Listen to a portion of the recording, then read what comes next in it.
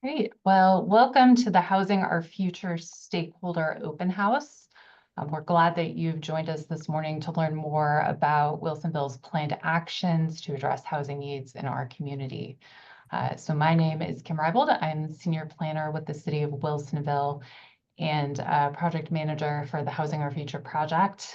With me this morning are Dan Pauley, the city's planning manager, who has been assisting with this work, along with Beth Goodman and Nicole Underwood from Echo Northwest, the project team consultant. A couple of housekeeping items before we get started. We do have a Q&A function that you can use during the presentation. If you have questions, please send those our way. We'll be monitoring that. And then we'll be tracking those and try to answer them as we work through the presentation. There will be a point as we get to each of the individual actions that we'll be discussing where we will have an opportunity for discussion. At that point, you can use the raise hand function to participate in the discussion, and we will have the ability to ask you to speak via Zoom, and you can participate that way. We do have upcoming hearings related to this project, and if you aren't already on the interested parties list for this work, we can add you so that you get notice. If you would like to do that, please use the chat function to send us your name and your email address, and we will get you added to that list. I do see that we have a hand raised. So before we get a little more into the introduction, Dan, if you could ask the participant with their hand raised what question they have, or if you would like to answer or add your question to the Q&A, please do so at this time.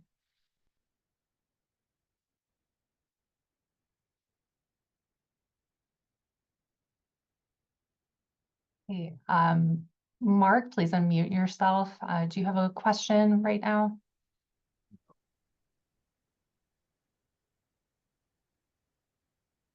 No, I don't. Not hearing anything.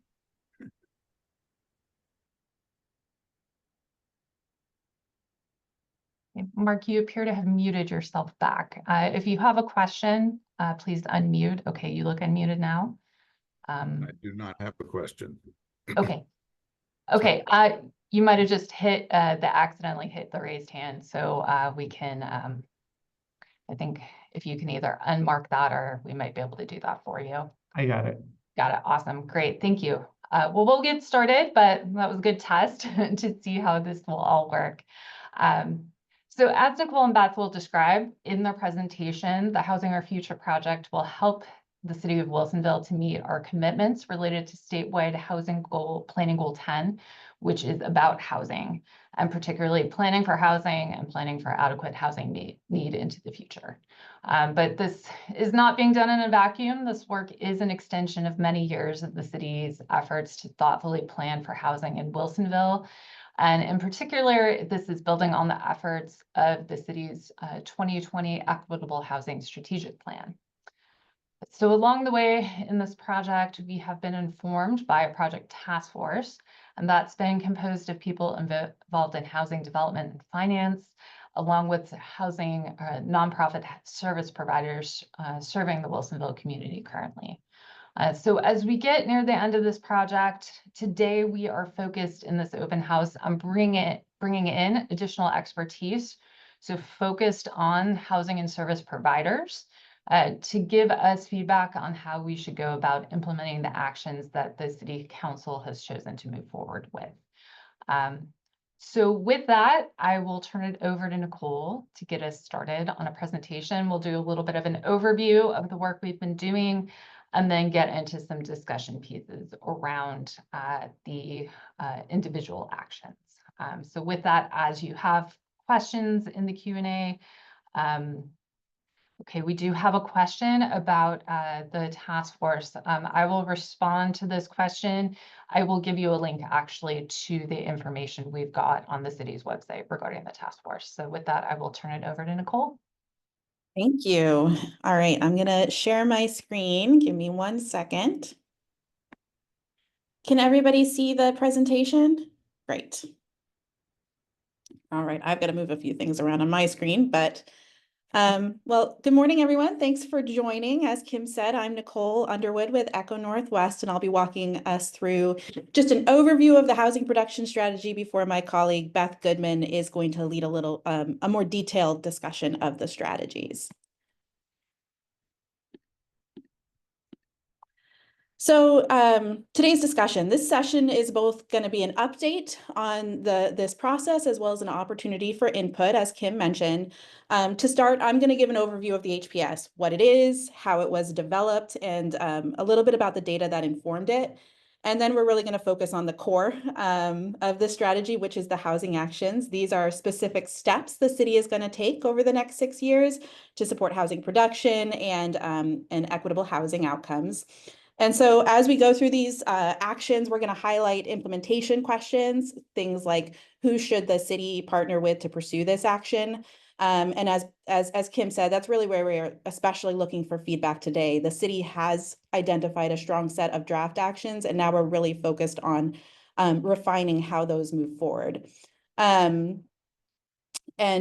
So like Kim said, I'm happy to take questions as they go. Kim and Dan will be monitoring that chat and will let me know if there's anything that I should pause and address. So to start, what is a housing production strategy? An HPS is a 6-year action plan that outlines what the city is going to do to support development and preservation of housing and promote housing equity. This is especially focused on residents who are currently underserved. The process starts with identifying unmet housing needs in the community and the barriers that make it difficult to meeting those needs. And then from there, the strategy proposes specific actions the city is going to take, such as regulatory changes, funding tools and partnerships to support and address those housing needs. So this is a timeline, and it shows where we're at in the process. And as you can see, over the past year, the city has analyzed housing needs, engaged with the community, and developed this draft set of actions. We're now in that final stage. We're refining implementation details and preparing that plan for adoption. So in the next couple of months, this draft is going to go to Planning Commission and City Council for adoption. And after that, the city will begin those early steps towards implementation. I did want to acknowledge that a lot has happened for us to get to this point, and today's presentation is really a high-level snapshot. So if there are some pieces that feel like they're missing, that's okay. We're happy, like I said, to pause for questions. And I know that city staff can also follow up as needed if there are pieces that we don't get to today. I also want to take a moment to pause and also acknowledge what the city is already doing. While the state's housing production strategy process is relatively new, the city does have a long history of planning for housing in the community. And that is really important context for understanding the actions that we're going to get to in a little bit. So basically this HPS, it's not a starting point, it's a continuation of work that the city is already doing. And so some of the actions that Wilsonville has already taken, you can see listed here, such as accessible housing requirements for Frog Pond East and South, deferring fees for affordable housing on city-owned land, and then working regionally to address homelessness. The HBS does build on these efforts and provides a more coordinated strategy for addressing housing needs moving forward over the next 6 years. I also wanted to recognize that the city is continuing to work on housing outside of the HPS process right now. This strategy is just one part of a broader set of planning and development efforts that the city has focused on housing. So for example, the city provided land for the development of the Vuela project, which I believe is opening in 2026. And this is a 121 unit affordable housing project to support lower income residents. And the city is also actively planning for future residential growth in areas such as Frog Pond and Town Center, and I believe is about to start the process to update the comprehensive plan. And then throughout the development of the HPS, the city has engaged with residents and stakeholders in a variety of ways, and you can see a number of those listed here. It included a community survey in 2023. There was tabling at the annual block party, rent burden meetings, as well as interviews with service providers and residents. The city's also been working with community-based organizations, including the Latino Network, to ensure that we get a more representative set of voices throughout this process.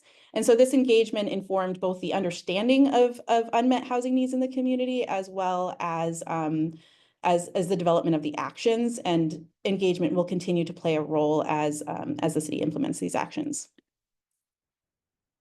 So when we talk about housing needs, it's really important to recognize that they do vary across groups, and that needs extend beyond just affordability. So through the community engagement you saw on the last slide, and then past engagement and research, we heard how different populations experience some of these unique housing needs. So, for example, people with disabilities often need housing with specific accessibility features to support independent living. A recurring theme that we heard for seniors was the desire to age in place, and this could look like single level homes or homes with accessibility features as well. From the Latino community, we heard the desire for larger housing units to accommodate what are often larger families, extended or multi-generational families. And for people experiencing homelessness, they often need housing that's paired with wraparound services to address mental health, addiction, and other healthcare services. And then we did hear the need for well-maintained rental units and financial education across several groups as well. So these are some of the discussions that form some of the context for how we develop the housing actions in the HPS. And so while we mentioned that housing needs do differ across groups, affordability does continue to be one of the most pressing challenges in Wilsonville and across the state. It's a concern that's shared across income levels and demographics. So this slide can be really helpful to put this in context when we look at what different households can afford based on their income levels. So the figure you see here is based on the median family income for a 4-person household in the Portland metro region. And so you can see here a household earning the median family income earns about $94,000 and can afford up to about $2,900 per month in monthly housing costs. And so that would support being able to purchase a home around the $380,000 mark. For households earning, say, 60% of the median family income, which is roughly $70,000, they can afford monthly housing costs of up to $1,750 per month. And that's below what we see as the average rent in Wilsonville, which is around $2,000 with basic utilities. And so when looking at home sales prices, the median home price in Wilsonville is about $585,000 as of last year, which would require a household income of about $180,000 or 150% of MFI to afford that price. So this graph shows the distribution of household incomes in Wilsonville, and as you can see, there's a broad mix. About a quarter of households earn above 120% MFI, but many fall below what is needed to afford the current rent or home prices that we just saw on the previous slide. And so I do want to note that this distribution is similar to other communities across the Portland region.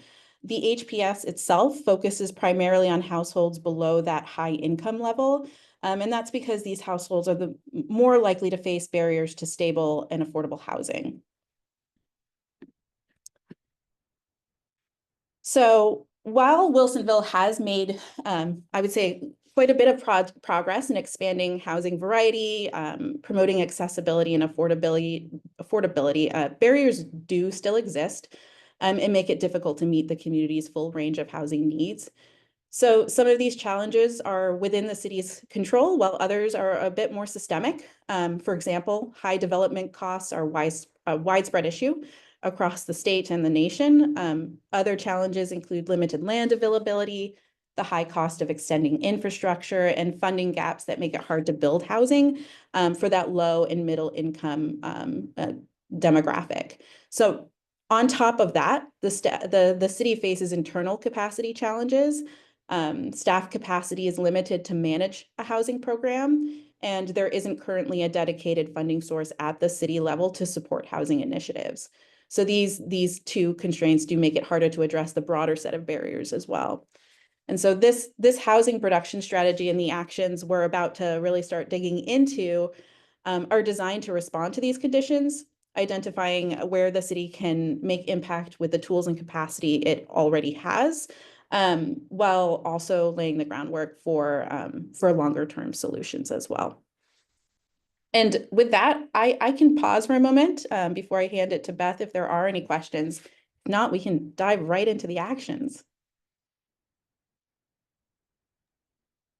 And feel free to type it in, or if you want to raise your hand, that's fine too. I can. And I know I went through that pretty quickly, and there's a lot of background data and information that went into that. So we can always go back to any questions that arise as well. Right. So if you go to the next slide, in developing the actions, what we started with thinking about is what's the city's role in housing development? Because the city clearly doesn't generally develop housing on its own. The city has a pivotal role in public policy. So things like zoning, density, and design requirements, they have to be in place such that a developer can build a profitable project. City has a role in land and whether land has infrastructure necessary to support housing development.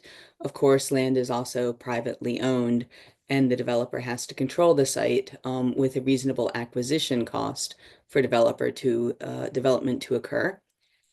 When you think about market feasibility, cities have a limited influence on market feasibility. There's some things they can do to support a profitable project or make a project feasible for development, such as property tax exemptions for developing housing that's more affordable, those kind of things. Of course, cities also have control of system development charges, which add to the cost of housing, but are necessary for supporting infrastructure that's necessary for supporting housing development. Cities rarely play a big role in capital, so lending and investment for housing development. Sometimes cities play a minor role in that or play a role in preservation through rehabilitation programs, that kind of thing, that the city may have low-cost grants.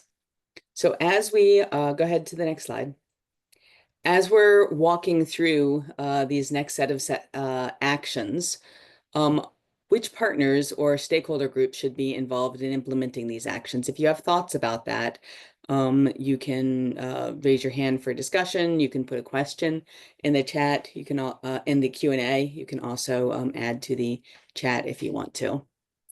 And what key considerations should we take into account when implementing the actions? We're only going to present on the next slide a limited amount of information about each action. There is a longer description of each action that I'll ask Kim, where if people want to know more about this, should they look at the most recent City Council packet or look for the upcoming Planning Commission packet? We do have a planning commission packet for a work session next week. That being said, it's a voluminous document, so but I can provide a link to that in just a moment for everyone. Thank you. So as we talk about each action, we'll talk some about high-level partnerships and implementation steps. One thing to realize about each of the actions in the HPS is they are things that will take place over time. They'll be implemented over time. So what the HPS is an action plan, essentially. So what is the city going to do over the next 6 years? A number of these actions will take a considerable amount of effort, as well as coordination with stakeholders. So please go to the next slide. So the first action we're looking at is a regulatory action, looking at within Wilsonville's planning area, are there lands that should be redesignated or rezoned or upzoned for housing? So looking at land that is vacant or underutilized, say in low density residential or in employment land, that could be upzoned to allow more housing development on it. So that's going to take place with coordination, of course, with stakeholders like developers and landowners, as well as the Planning Commission and City Council, in the context of the comprehensive plan and zoning map changes that will be coming up through comprehensive planning. So the city would start by identifying locations where redesignation or rezoning may be appropriate, and developing an analysis of what those opportunities are and how much housing they may result in, working with the landowners to provide input on the potential changes, as well as the Planning Commission, which involves a broader public process, and then eventually holding public hearings on the rezoning and redesignating the land. I'm going to go on unless I see questions. We can come back at the end for a little more discussion. So the next action is about facilitating a variety of housing types and designs throughout the city. So this is really about requiring further diversification of housing stock in newly built areas in Wilsonville, to allow for development of lower cost housing types, such as things like prefabricated or modular housing. It may also involve allowing middle housing types in more areas. So looking at establishing mixed housing type requirements in targeted areas, modeling after what the city's already done in Frog Pound East and South, that included specific regulations for development of diverse range of housing types.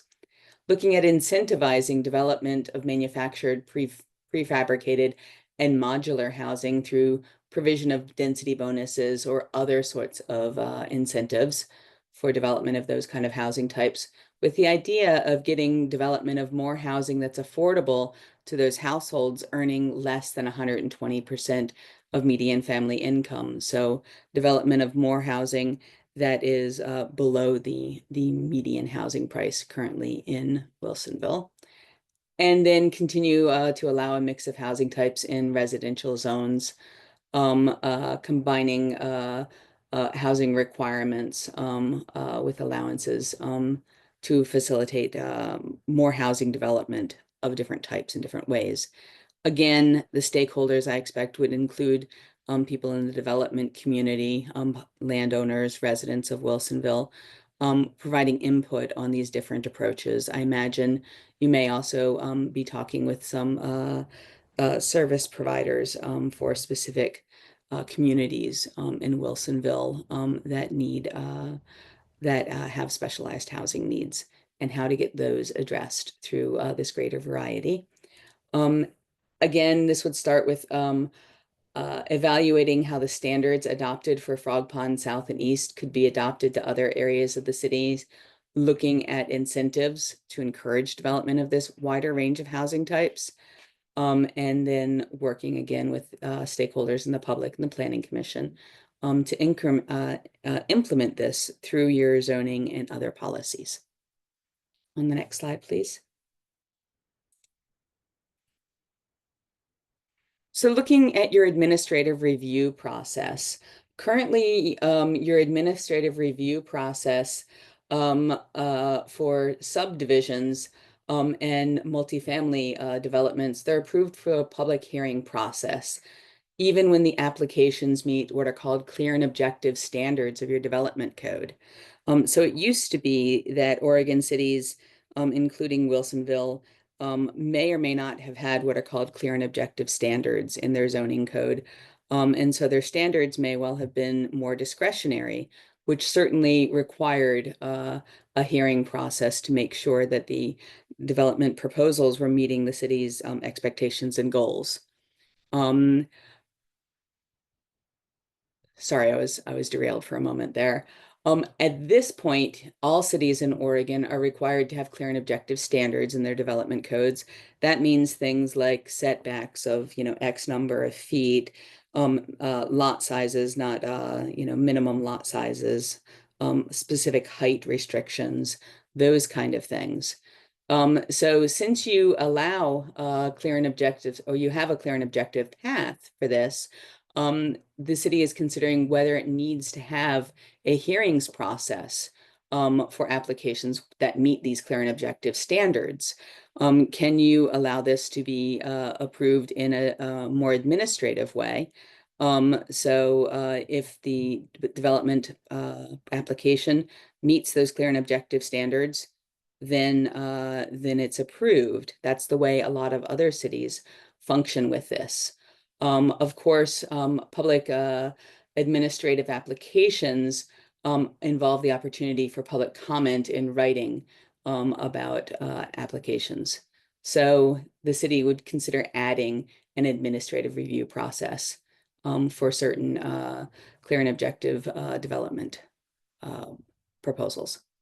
Should I, Kim, do you think I should pause and go back to Seth's question, which honestly is what derailed me for a moment? Sure. Oh, okay. I was starting to type a response because it's not really on topic, but I can speak to it quickly, and then perhaps, Okay. you know, I do want to keep the questions focused on the actions at hand now, and we can maybe hold other non-action related questions till the end. I will say briefly, there was a question that we got about SDCs. So SDC policies are not something that are currently part of this housing production strategy. And so I will respond offline, or maybe at the end of this a little more. I do want to focus on the questions related to the actions under consideration at this time, so we don't confuse our audience. Thank you. So on to the next slide. So this slide, this action is really about providing, requiring and incentivizing accessible design for people with disabilities. So looking at development code changes that could require or provide some sort of incentive for accessible design, such as things like ramps or wider doorways. If you imagine people in wheelchairs, that's one type of accessible design. There are many other types. Universal design and lifelong housing certification are two types of certifications about particular accessible designs. So looking at requiring them as you do in Frog Pond South and East, which requires a certain percentage of units to be friendly and adaptable for people with limited mobility. You could do that across the city. You could also look at specific incentives to support that use of accessible design. So again, you'd be looking at discussions with developers and advocates for people with disabilities, such as service providers for people with disabilities, to get input on potential design standards and ways to approach this. In implementing this, you may consider, of course, changes to your development code and hold public hearings for adoption of any changes. The city might consider using funding sources such as the one identified in an upcoming action, the construction excise tax, as a financial incentive to help offset the cost of requiring accessible design in a certain percentage of units. And of course, this would go through a public hearing process. So next slide, please. This action is about preservation of existing affordable rental housing. So you've got a certain amount of affordable rental housing in Wilsonville that was built with expiring tax credits. So they're low-income housing tax credits that ensure that housing stays affordable at income-restricted affordable levels for 30 years. Well, you've got one particular development that is that has expiring taxes in the Weideman Park development, which is a 58-unit income restricted multifamily development. Its tax incentives expire in 2029. And so the action here is to work with state agencies and the property owner of that regulated housing to see if they would like to re-up essentially the low-income housing tax credits. Those are federal tax credits, and they're not quite tax credits in the way that you might be thinking about it. It's really about investment in that and requirement to keep housing at income restricted levels over a long period of time. So you are already tracking the potential expiration of these tax credits and looking at preservation policies, ways to keep this housing still affordable so you don't lose that kind of affordable housing. And then looking at potentially identifying funding sources to support ongoing affordability in this or other existing affordable housing within Wilsonville so you don't lose new affordable housing or lose existing. I apologize. All right, so then those are all things that the city will be doing with existing staff. A lot of what the city would like to do, I think, over the longer term is going to require more staff capacity. And so this action is really about developing the requirements and hopefully hiring a housing specialist position.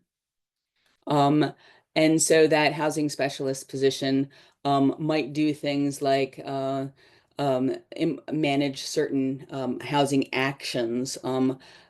If you had this person in this position now, they'd probably be working on the Vilela development, for instance. That might be something that they shepherded along. Your existing staff just doesn't have capacity to do those kind of things and the kind of actions that we'll be talking about in a few slides that are not in the HPS.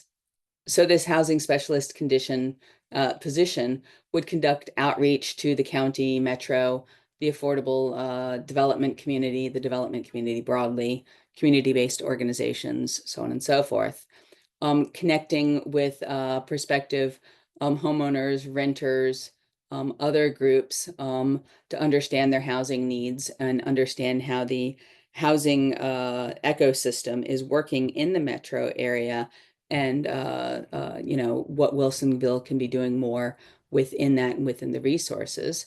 Potentially creating and maintaining an online one-stop shop that would include a directory of housing related resources for community members and interested developers, and then potentially managing funds in our next action, which is the construction excise tax that may be related to future programs, which we'll talk about in a few moments. Elizabeth asks whether these actions will have a public hearing. Each of the ones before this one would have a public hearing. This action would be implemented by the city council. Do you want to note though, just procedurally speaking, just to be 100% precise here. So the overall package of this housing production strategy, as well as the prior work, the data in support of this will have a public hearing. There will be public hearings at the Planning Commission in May, and then a city council public hearing in June on the housing production strategy. But that is just really the framework for the actions that the city will pursue. It's not actually decisions on the individual actions themselves. It's more about the framework. And then each individual action, anything related to the comprehensive plan or development code, as Beth noted, would go through a public hearing process. But even things like policy changes potentially at least will still require action by the city council. So that would be either through resolution or potentially ordinance. So there is a public process for all of these actions.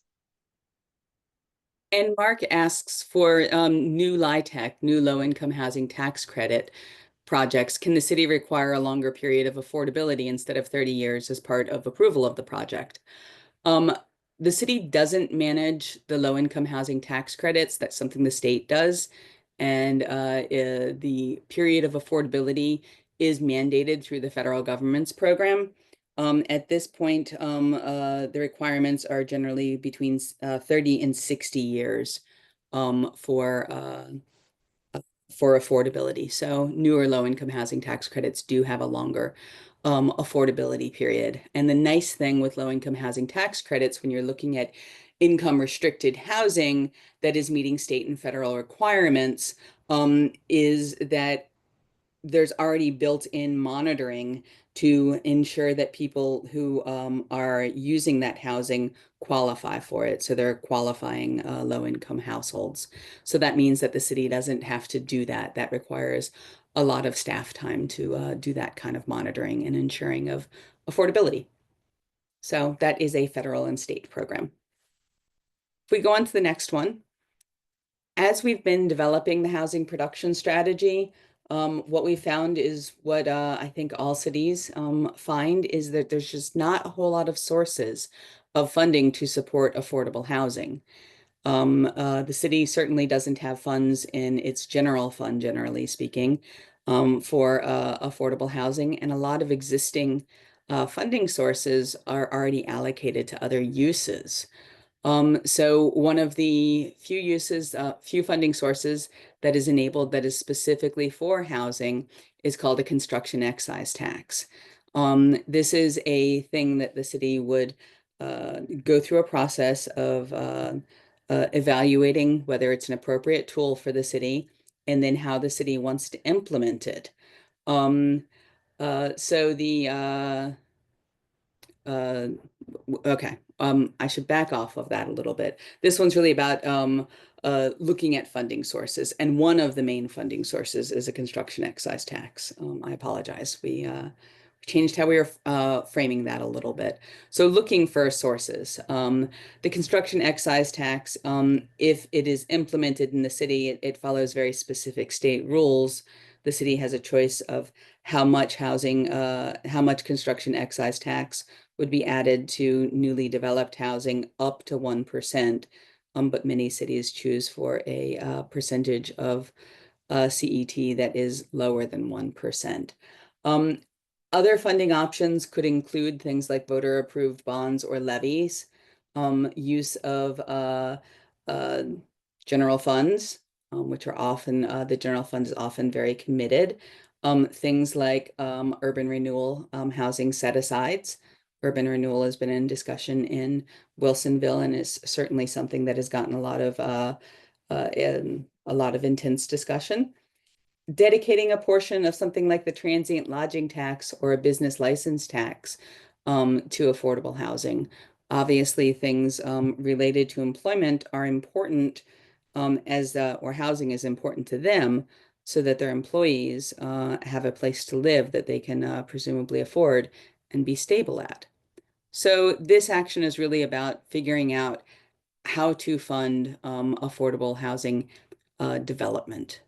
And of course, this would go through a public process, including residents, local developers, your chamber of commerce, your major employers, and the broader business community.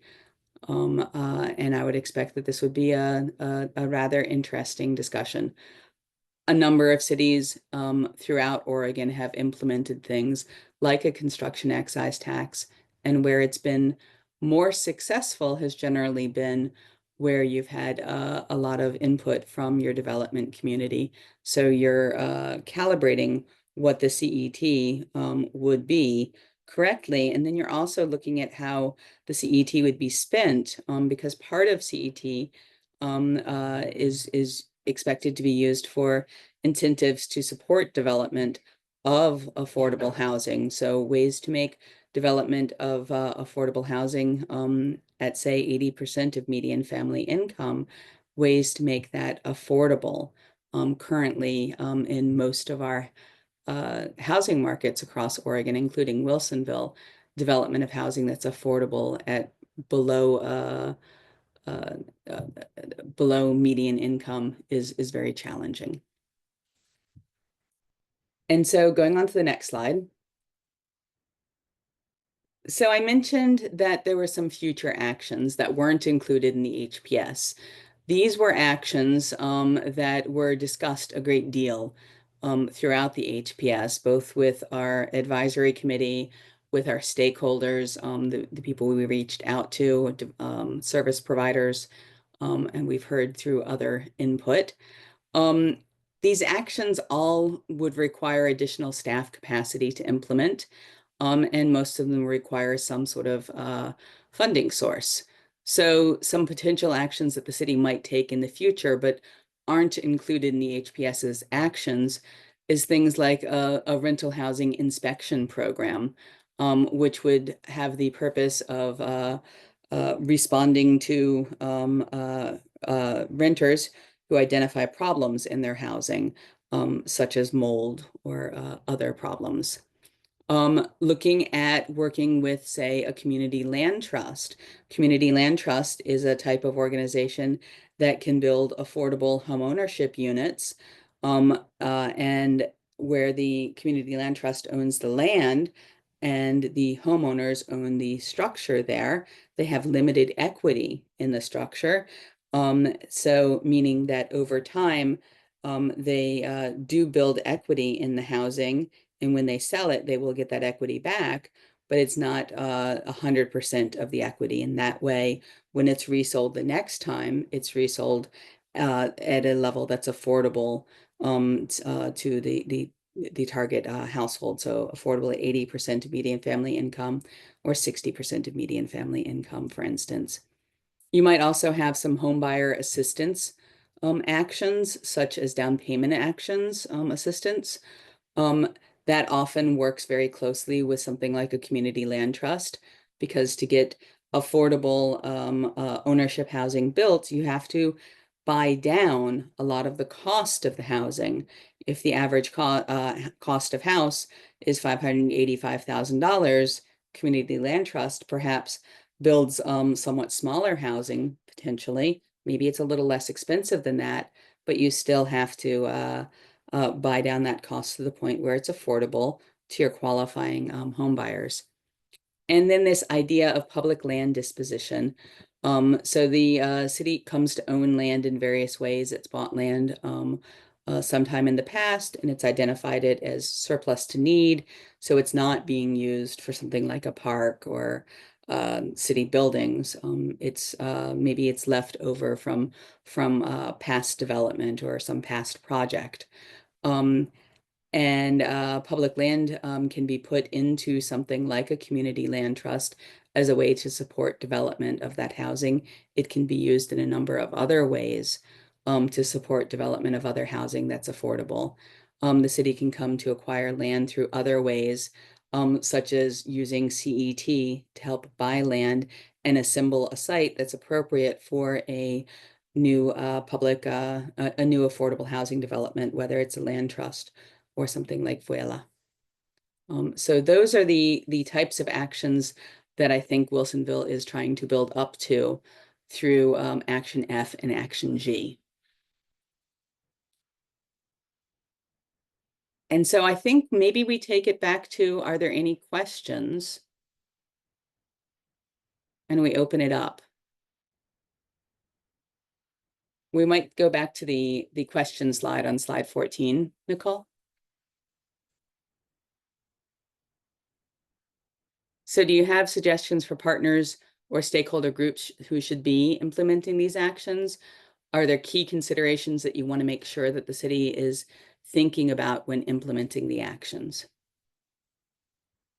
It looks like Lauren has their hand up.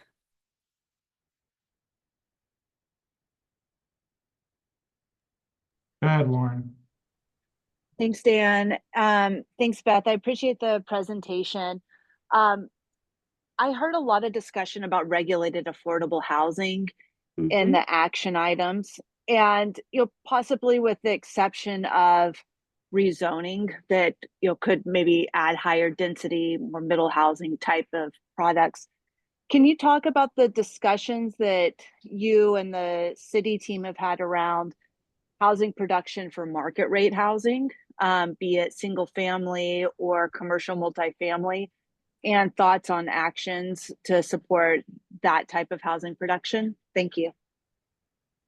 So Kim, could I take the first piece of this? So if you go to Action B, I think a lot of that is partially about B. about market rate housing. Action A is also about market rate housing. None of the actions that we've got here really, aside from Action E, supporting preservation of income restricted housing, none of the actions that we've got here are specific to income restricted housing except for Action E. But I think Action B really gets at some of this, Action B and A. So make sure you have enough land for development of both single family and middle housing types, as well as multifamily. Kim, do you have more you'd like to say about this, or Dan? I would just add that one of the things that we've had to look at to align with the state rules around a housing production strategy does involve, as Nicole mentioned earlier, some of the income ranges that an HPS is supposed to focus on. So really kind of looking at that 120% and below. So, that's where a lot of these potential actions come into play in looking at how do we create more affordable housing types, even if they are market-based development. And so really looking at how do we encourage that variety, and in some cases potentially require it, to ensure that we are getting more middle housing development in the city. In terms of other things that were mentioned earlier in the presentation, like infrastructure costs, things of that nature, advocating for infrastructure and planning for infrastructure, some of those things are things the city is already doing. So it's not necessarily a new action, which is why we didn't explicitly include that in the HPS. But I think we have to keep in mind that there's an underlying assumption here in our HPS that we're looking at this slate of actions, but we also are accounting for the existing and ongoing actions that the city does to plan for housing as part of this work. And that's outlined a little more in the HPS document itself.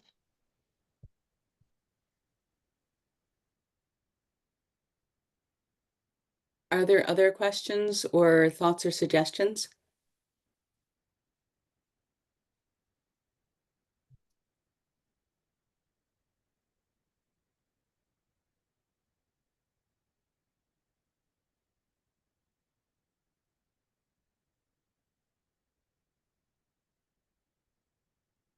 Just giving people a few moments. In the absence of other questions, that was most of what we had here, other than next steps.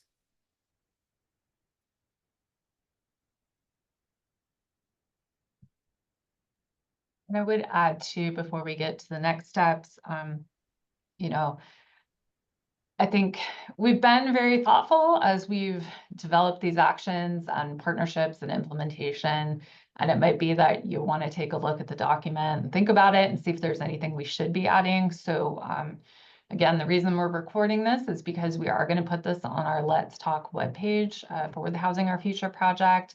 We will have some online question prompts as well. So certainly if there's something that doesn't come to mind right now, but you think of, we do still have some time here before we will be finalizing these documents for hearing.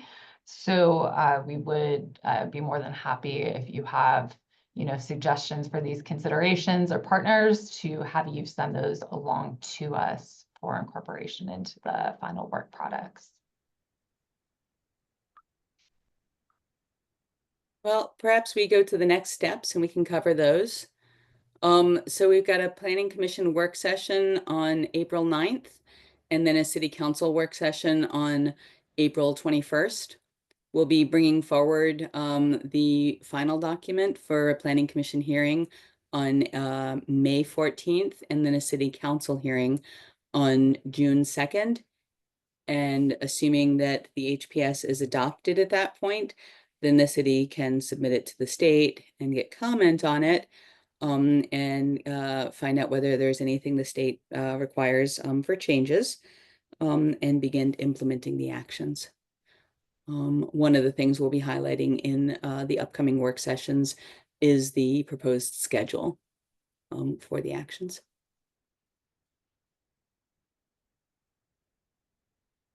And I think that's all we had. At least that's all I had for you.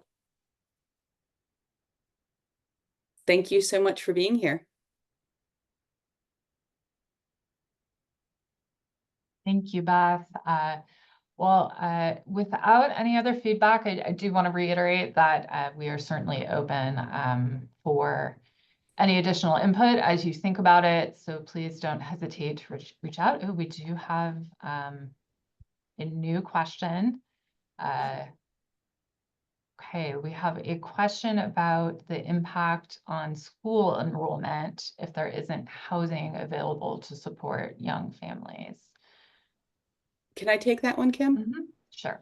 I think an awful lot of the housing that we're talking about here really is in part for people with young families, people who are in their younger ages, so 25 to 40. They tend not to have incomes that have reached as high as they would over age 40, and so their ability to afford housing ends up being a little bit different, especially with housing being the kind of prices it is.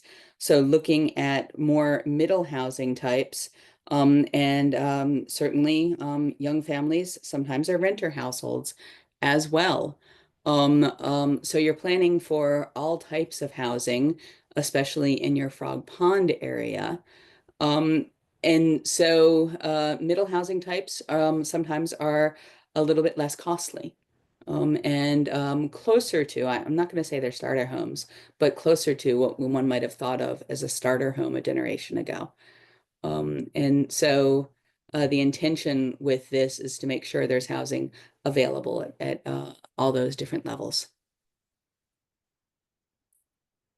I don't know, Kim, if you or Dan had anything to add there. There's another question. I don't think there's anything to add right now. I think you touched on the key points there about providing kind of more opportunity. We do know that based on some of our demographic work that we do have a lot of family-aged households in the city. And so making sure that we continue to provide those opportunities, particularly for people to move into homeownership, has been something that our council has been highlighting and focusing on here. I can take this next one if you want. Please do. Sure. So the question is, where does downsizing fit into this? Like one level, no stair condos, and for those who want to turnkey home, not apartments, can this happen in Wilsonville? So part of that is it B, right? The variety. Part of what we've looked in that is encouraging single level, affordable, smaller single level homes. And we've seen that in Frog Pond East and South. We both have requirements for, the term we use is mobility ready, where essentially low entry barrier that could be easily adaptable for accessibility where there's not a lot of stairs, but also requiring a certain percent of small homes and encouraging ADUs.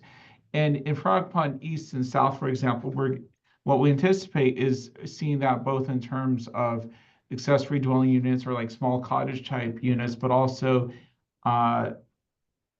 elevator served multifamily, which, condo versus multifamily, we really enjoyed seeing those elevator served condos built in the Villebois Village Center. We'd love to see more of that.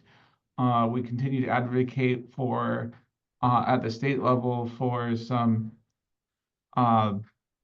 revision to state condo liability laws that continue to be a barrier to condo development in Oregon. And we love to but that type of development, I think like that type of development that we're anticipating, kind of that elevator served apartment where if it weren't for the condo liability laws, there's a good chance that those could be condos. But certainly the barriers to condoizing multifamily from the city's perspective are pretty low. We actually there's no like land use review. You essentially go record that at with the state and let us know. So we're hoping to see more of that, and we're doing what we can to encourage it, but there's certainly some barriers in terms of state law towards that. So anything to add, Cam? No, I don't have anything to add. That is something that we've heard feedback a lot on. And I think, to the extent that we can, continue to set development code that supports that, we don't have the ability to regulate in our development code what is for sale versus what is for rent, but certainly advocating for the reduction of those barriers is something that we continue to do.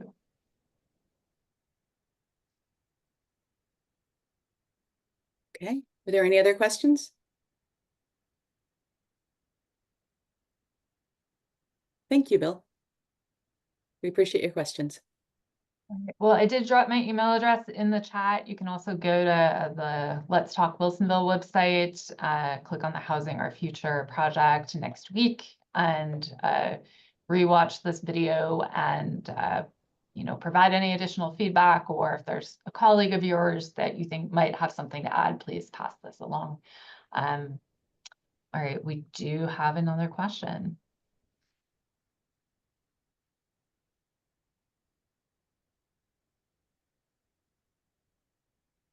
Okay, interesting. Could I take that one? Yes, go ahead. One of the question is about developers showing little interest in constructing multifamily housing at this time due to market conditions. I'm curious what specific factors are driving this hesitation. Given the ongoing demand for housing, it doesn't appear to be a lack of consumer interest.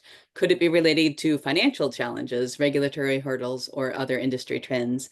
I think one of the things it's most related to is financial challenges and interest rates. I think it was about 2 years ago, lending on multifamily, it may have been 2.5 years ago, started to dry up. There was a lot of multifamily housing that had been being built across the region for a long time, and then lending started to dry up, and it's in part about interest rates. And how the higher interest rates have a negative impact on the financial feasibility of building multifamily housing at rents that can be achieved throughout the Portland region. And so that is certainly part of that. There could be things about regulatory barriers, but I don't think that that is the majority problem in a place like Wilsonville, where you've had certainly multifamily housing built in the past and recently also. Yeah, and I know that we do have a couple of project developers online with us, and I don't know if there's anything they would add to that from their own personal experience, but some of what we heard, that is quite a large factor in it. Along with that, one thing we've observed, particularly since COVID. So, it's been about 5 years now. There were supply chain issues that led to certain construction materials being much more unpredictable in terms of cost. And as was noted in a chat message we got, tariffs coming down the pike could certainly have an impact on that as well. So what this all does is create uncertainty, which just makes it harder to plan projects, because, if there's one thing that I think is, helpful from a market perspective in getting projects built, it is certainty, both regulatory, which is the piece we can control as a city, but then also financially. And those are for most part, those are the factors outside of our control. So, Yeah. Yeah. Good question.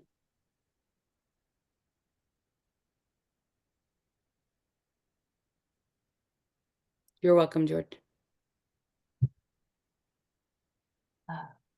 Give a moment of space here if there are any other thoughts or questions.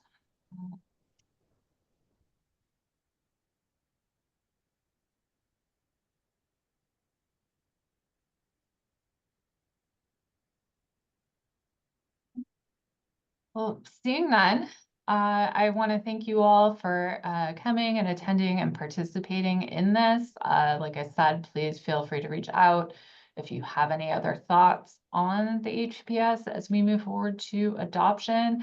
And certainly, adoption is just kind of the first step. As I mentioned, this is really kind of adopting a framework for how we will go about pursuing actions in the future, or which actions we'll pursue.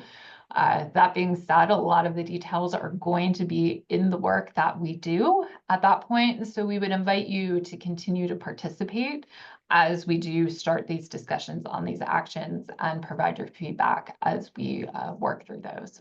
So we appreciate your time this morning and your ideas, and look forward to talking with you more in the future. All right. Thank you, everyone. I maybe spoke too soon. Okay, just a couple of thank yous. Thank you. We appreciate your willingness to participate. So with that, I will conclude this open house, but please do reach out if anything else comes to mind. All right. Thank you all. Have a good weekend.